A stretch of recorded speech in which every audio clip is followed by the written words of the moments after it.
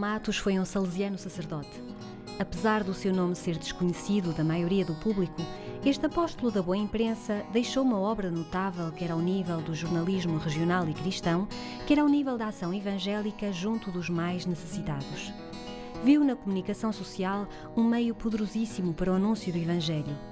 Várias vezes comparou o lançar das redes no lago Tiberíades à ação dos jornalistas no mundo. Dos seus 76 anos de vida, destacamos a fundação do jornal Cavaleiro da Imaculada, publicação gratuita que ainda hoje conta com uma tiragem mensal de 98.000 exemplares.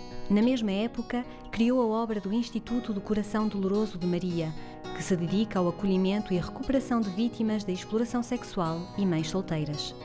Nesta entrevista, falamos com Dom Ximenes Belo, autor da biografia Ismael Matos, o padre da boa imprensa, para saber mais sobre a vida fecunda deste cristão no mundo. Dom Ximenes, por que agora, 27 anos após a sua morte, escrever uma biografia sobre o padre Ismael? Foi essencialmente o pedido da comunidade salesiana, não, desta casa da Nossa Senhora Auxiliadora, ou mais conhecido pelas edições salesianas. Em 2013, veio fazer a visita canônica ao padre provincial Artur Pereira. E no fim da visita, quando se reuniu a comunidade, eles pediram que se escrevesse alguma coisa sobre o padre Ismael. Entretanto, eu estava na Indonésia, no mosteiro dos cistercienses. Quando regressei, o padre diretor, o Rui Alberto, pediu-me, uma vez que eu já tinha escrito um livro sobre a história da igreja em Timor-Leste, pediu-me se podia tentar escrever. Portanto, fui investigando, aceitei este encargo e ao longo de 2 anos, fui lendo e falando com as pessoas e no fim de 2 anos então resultou esta obra que ainda é imperfeita, não é? Neste trabalho de investigação, que teve a duração de 2 anos, quais foram as suas principais fontes de informação? Bem, foi tudo o que ele escreveu. Portanto, jornais, não é? Começando por Cavaleiro da Imaculada, os outros jornais, Raios do Sol, Esperança, Juvenil, e depois os livrinhos, centenas de livrinhos que ele escreveu, não é? Pequeninos, e eu fui relendo. Além disso, foi a Estarreja, ao arquivo da Câmara Municipal, para consultar os primeiros números do Conselho da Estarreja, que ele conhecia, para que ele escrevia artigos e também foi diretor desse jornal, e depois o Correio de Voga. Portanto, uma das consultas assim mais demoradas que fiz foi sobre 2 jornais e sobretudo o Conselho da Estarreja aqui na biblioteca da Câmara Municipal, aqui no Largo do Jardim. O padre Ismael teve uma carreira jornalística antes até de ser salesiano, uma vocação que acaba por surgir por insistência do padre Humberto. Quer recordar-nos como foi essa passagem? Portanto, quando ele ainda tinha regressado, do seminário de Porto, né, foi enviado para casa por causa da doença, tuberculose. Ele ajudava o pai na feitura do jornal, na imprensa que o pai tinha em casa. Portanto, era uma imprensa familiar.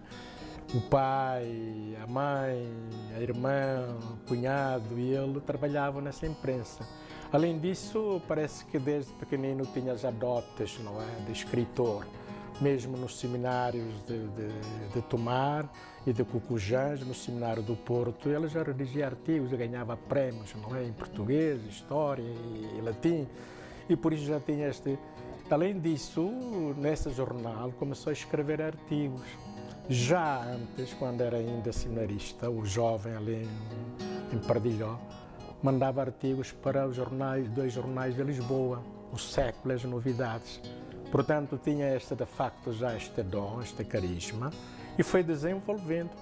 Então, quando teve contactos com o padre Ismael, o padre Humberto Pasquale, que era diretor ali em Mufores, e ouvindo falar dele e tendo já contatos com ele, pediu para ele ser o corretor dos artigos, dos livros que o padre Humberto ia publicando. Portanto, digamos assim, foi o braço direito, colaborador próximo do padre Humberto e, naturalmente, quando estava já no Estoril a estudar a teologia, também já elaborava artigos E quando foi ordenado sacerdote, o provincial, o padre Agenor Pontes, não é? Pediu logo para ser, enfim, para se encarregar de uma revista chamada Juventude, que depois, mais tarde, ele transformou em Juvenil. Ele diz que é o fundador verdadeiro juvenil, o padre Agenor, ele é que era fundador. E depois foi fundando outros jornais, o Social, a Raios do Sol, a Esperança, Cavaleiro da Imaculada e, enfim, outro jornal aqui do Instituto Doloroso de Maria. Nesta biografia destacam-se quer a fundação do Jornal do Cavaleiro da Imaculada e quer a fundação do Instituto do Coração Doloroso de Maria. É uma obra que surge para amparar jovens mães solteiras ou em perigo de exploração sexual. Como é que surge a fundação deste instituto, que aparentemente não é salesiana no sentido em que não se dedica aos jovens rapazes, mas sim a raparigas desfavorecidas? Isto deve-se ao contacto com as pessoas aqui no Porto e, sobretudo, do apostolado dele, não é? Nas pregações, nas confissões, e eu ouvindo casos de meninas abandonadas, não é? Raparigas solteiras abusadas, mães solteiras. E então, pronto, ele dedicou-se também a este aspecto. Portanto, digamos assim, também creio que foi um dom de Deus, não? Para se virar para se dedicar a estes casos, e por isso contactou, não é, com esta fundadora, que os colaboradores chamam a mãezinha, não é? E fundaram então este instituto, que, graças a Deus, atualmente tem duas casas, duas comunidades, uma aqui na Rua do Bonfim e outra naquela terra Granja. Que aspectos da vida ou traços da personalidade da vida do Padre Ismael mais o surpreenderam? São essencialmente dois traços, não é? Dois traços. Primeiro, é um grande literato. Tinha muita facilidade em escrever, não é? E num português bonito. O meu português no livro não é muito bonito, não é?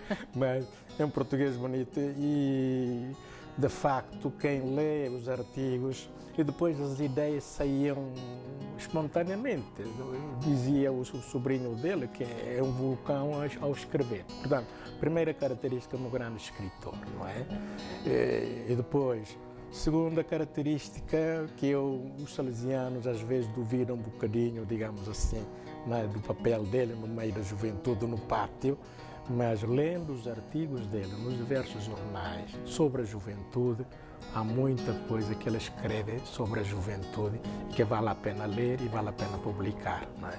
Portanto, a dedicação à juventude não tanto em contacto direto, mas através das confissões, através das cartas e, sobretudo, através dos artigos que ele escreve, não é? Em colunas, em secções de jornais, no Correio do Voga e no Conselho da Estarreja, que tem ali, de facto, não é? Artigos de pedagogia, uma pedagogia muito profunda. Muito obrigada. Pronto, obrigado.